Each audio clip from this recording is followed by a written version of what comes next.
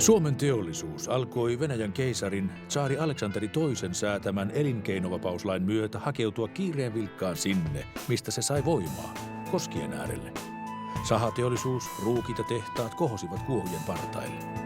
Myös insinööri Knut August Palmberg kuuli kuohujen kutsuun. Hänestä tuli 25-vuotiaana Kymin-tehtaan isännöitsijä. Nuori insinööri jätti Kymin-tehtaan johtamisen ja pestautui haasteellisempaan toimeen Sippolaan, rakentamaan ja johtamaan Turpaan ruutitehdasta. Ja ruutiahan kului. Liiketoiminta kukoisti avautuneilla Venäjän markkinoilla ja horisontti laajeni.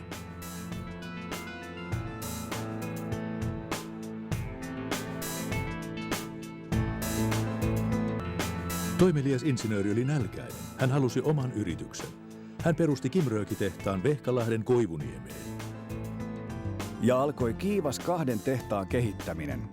Kimröökiä eli nokimustaa kului, koska yhä vain kasvava painoteollisuus tarvitsi mustetta ja ruutia paloi, koska Venäjän armeija sitä poltti. Kunnes tuli äkkipysähdys. Ruuti teki sen, mihin se oli luotukin. Räjähti käsiin.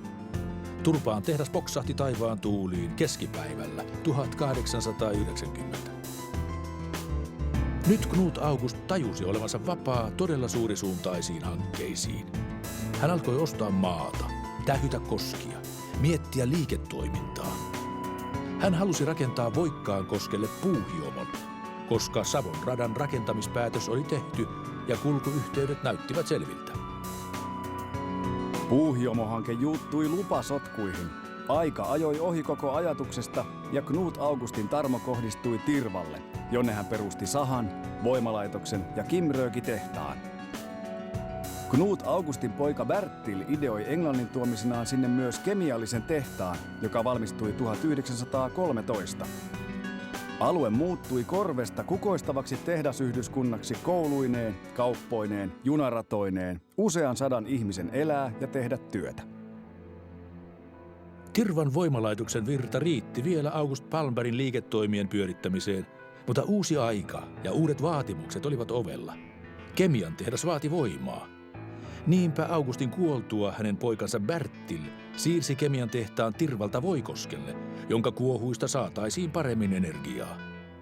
Kansalaissodan myrskyt kuitenkin viivästyttivät suunnitelmaa, mutta jo 1920 alkoi todellinen kaasuteollisuuden voittokulku Voikoskella. Voikoskella jatkettiin sähkön avulla veden hajoittamista vedyksi ja hapeksi. Hydrattiin myös rasvoja ja haettiin oikeata suuntaa. Osuttiin jälleen poikkeuksellisen hyvällä onnella ja bisnesvainulla oikeaan saumaan. Niittaaminen oli historiaa. Hitsaus antoi sille tulisen lopun ja Voikosken kaasut tekivät kauppansa. Tirvaan liiketoiminta myytiin pois ja Voikoskesta tuli toiminnan keskus. Voikosken tapana on aina ollut, että uutta luodaan vanhan vielä ollessa tuottoisaa, mutta ilman riuhtovaa repimistä viisaasti rakentaen ja ajan merkkejä lukien. Näin Voikosken kuohut pärskyivät myös vuosisadan kuohujen kanssa samassa uomassa ja liiketoiminta kukoisti. Bertilin poika Sven jatkoi ja luotsasi yrityksen läpi laman, sodan ja 50- ja 60-lukujen murrosten. Edes kilpailijan hurja Voikosken nurkkaan ajo ei 70-luvulla onnistunut. Kiitos jälleen pitkäjännitteisen ja viisaasti eletyn menneisyyden ja innovatiivisen nuoruuden. Yrityksen johto siirtyi myrskyisen 70-luvun lopulla nykyiselle toimitusjohtajalle Claes Palmbergille, joka on luotsannut Voikoskesta alansa poikkeuksellisen menestystarinan isiensä jalanjälkiä seuraten näihin päiviin. Hän on tehnyt Voikoskesta kokoansa merkittävämmän tekijän niin liike-elämässä kuin yhteiskunnassa yleensäkin.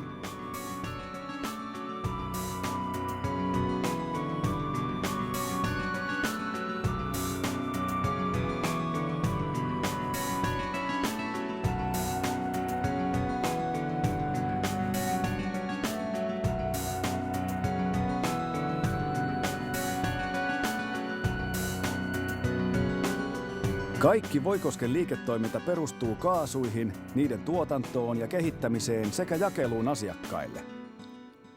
Voikosken kattava kaasualan tuote- ja palvelukokonaisuus mahdollistaa poikkeuksellisen riippumattomuuden ja perustan vakaalle ja pitkäjännitteiselle liiketoiminnalle. Laaja asiakaskunta ja vaativat tuotteet pitävät toiminnan kriteerit korkealla. Tänään Oy Voikoski AB on erinomaisen kannattava, hyvin hoidettu ja innovatiivinen kaasualan yritys. Se on myös Suomen vanhin alansa yritys. Sen omavaraisuus on omaa luokkaansa, niin talouden mittareilla mitattuna kuin energiankin suhteen. Eloonjäämistaistelu 70-luvun lopulla pakotti yrityksen keskittymään oleelliseen, katsomaan kauas tulevaisuuteen ja luomaan pitkän tähtäimen strategian, jota on noudatettu menestyksekkäästi. Yrityksen liikevaihto on noin 42 miljoonaa euroa ja sen palkkalistoilla on 100 työntekijää. Voikosken vienti on kasvanut huomattavasti viime vuosien aikana Pohjoismaihin, Eurooppaan, Baltian maihin ja Venäjälle. Liiketoiminta laajenee ja kasvaa strategian ohjaamana, ei lyhytjännitteisen kvartaalitalouden riuhtomana. Toiminta on koko maan kattavaa ja tehokkaasti organisoitua. Kaikessa hyödynnetään viimeisintä teknologiaa, on sitten kyseessä tuotekehitys, tuotanto kuin jakelu tai hallinto. Jatkuvuus ja vastuullisuus kuvaavat Voikoskia. Samoin kuin kannattavuus ja tinkimättömän korkea laatu.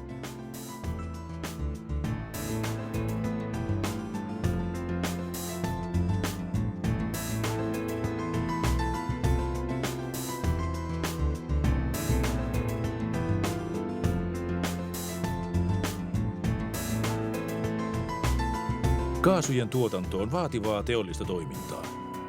Ja se kuluttaa paljon energiaa. Kun ilmaa tislataan, jotta voitaisiin erottaa kaasut toisistaan, joudutaan ilma jäähdyttämään 200 pakkasasteeseen. Samoin heliumin käsittely vaatii lähes absoluuttisen nollapisteen kylmyyttä. Puhumattakaan lähes atomitason mittaustarkkuuksista. Kaasujen on oltava puhtaita ja kaasuseosten jopa miljoonasosien tarkkuudella mitattavissa. Myös tuotannon turvallisuuden on oltava poikkeuksellisen tarkkaan mietittyä ja valvottua. Kaasu on turvallista vain oikein käsiteltynä, varastoituna ja käytettynä. Voikosken kaasutuotanto on huippumodernia. Se saa osan tarvitsemastaan energiasta oman voimalaitoksensa avulla. Tuotanto on korkealaatuista ja tarkasti valvottua.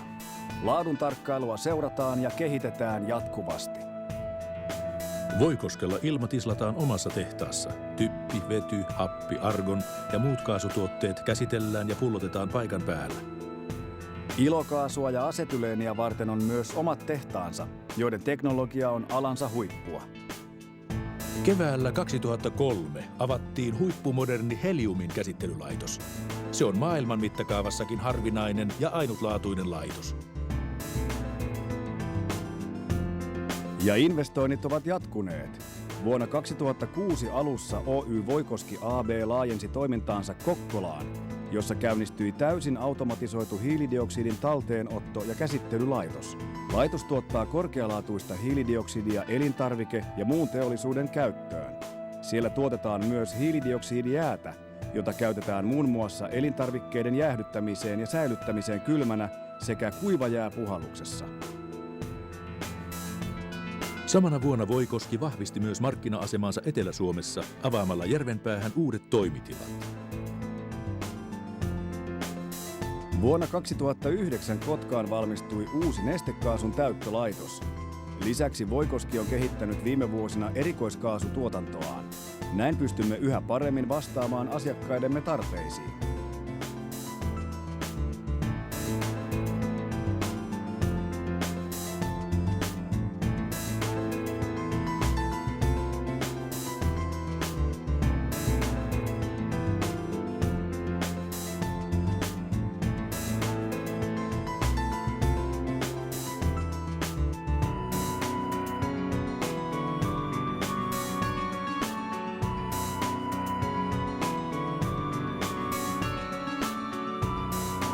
Vetyä ja happea Voikoski on tuottanut lähes 100 vuotta. Ja menetelmä on käytännössä vielä nykyäänkin sama, vain teknologia on uutta. Nykyisin Voikosken kaasutuotteet muodostavat kattavan kokonaisuuden lääketieteen, elintarviketeollisuuden ja metalliteollisuuden tarpeisiin. Teollisten kaasujen lista on pitkä. Niitä toimitetaan joko kaasupulloissa tai pullopattereissa sekä nestemäisessä muodossa säiliöautolla. Lääkkeellisiä kaasuja toimitetaan asiakkaille kaasupulloissa sekä nestemäisessä muodossa sairaaloiden käyttöön. Elintarviketeollisuudelle toimitetaan happea, hiilidioksidia, typpeä, ilokaasua ja erilaisia kaasuseoksia. Erikoiskaasuja tuotetaan Varkauden ja Voikosken tehtailla. Voikoski valmistaa myös erikoispuhtaita kaasuja sekä gravimetrisesti valmistettavia prosentti- ja ppm-tason kaasuseoksia, joita tarvitaan muun muassa laserteknologiassa, kalibroinnissa ja kirurgiassa. Kaasujen lisäksi Voikoski myy hitsauskoneita ja tarvikkeita, lääkkeellisiä tarvikkeita sekä kaasunjakelujärjestelmiä teollisuuden ja sairaaloiden tarpeisiin.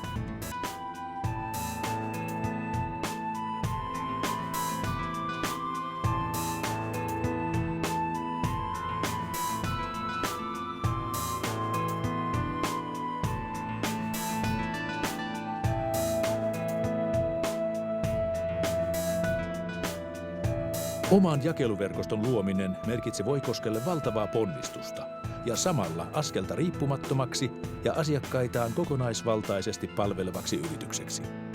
Jotta näin olisi, on Voikoski luonut Suomeen 13 toimipisteen ja lähes 180 jälleenmyyntipisteen verkoston. Verkoston jokaista kaasupulloa seurataan tietojärjestelmän avulla, kun se matkaa tehtaalta tai täyttöpisteestä asiakkaalle. 100 000 kaasupullot ovat koko ajan kartalla ja kartta on Voikoskella näkyvissä.